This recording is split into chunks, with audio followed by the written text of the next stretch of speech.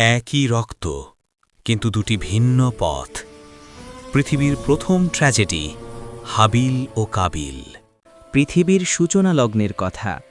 তখন মানুষ ছিল অল্প, কিন্তু সম্পর্কগুলো ছিল গভীর। প্রথম মানুষ আদম আলাইহিসসালামের দুই সন্তান, হাবিল এবং কাবিল।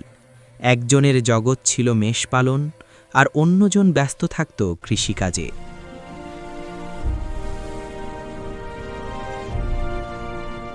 আল্লাহ তাদের দুজনকে পরীক্ষা করতে চাইলেন।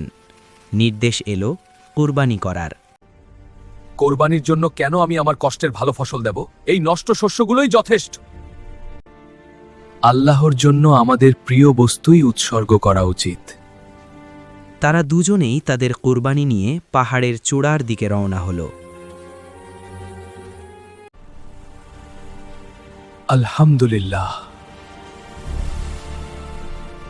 আকাশ থেকে ফায়সালা চলে এলো, সত্যের জয় হল। কিন্তু মেনে নিতে পারল না কাবিল। তার অন্তরে জ্বলে উঠল হিংসার দাউ দাউ আগুন।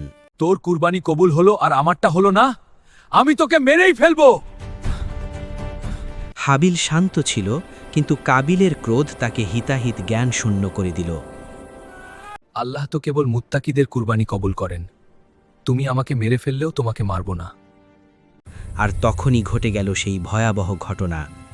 পৃথিবীর বুকে ঝরল প্রথম মানুষের রক্ত। ঠিক আছে, তাই হোক। কিন্তু ক্রোধ প্রশমিত হতেই নেমে এলো গভীর অনুশোচনা। কাবিল বুঝতে পারল না ভাইয়ের মৃতদেহ নিয়ে সে এখন কি করবে। সে একুল ওকুলহীন হয়ে পড়ল। হায়, আমি কি এই কাকের চেয়েও অধম হয়ে গেলাম? আমি আমার ভাইকে কবরও দিতে পারলাম না। আল্লাহ দুটি কাক পাঠালেন তাকে পথ দেখাতে। কাবিল শিখল, কিন্তু তার অনুশোচনা ইতিহাসের পাতায় লেখা হয়ে রইল। হিংসা কেবল ধ্বংসই ডেকে আনে, এটাই ছিল মানব ইতিহাসের প্রথম শিক্ষা।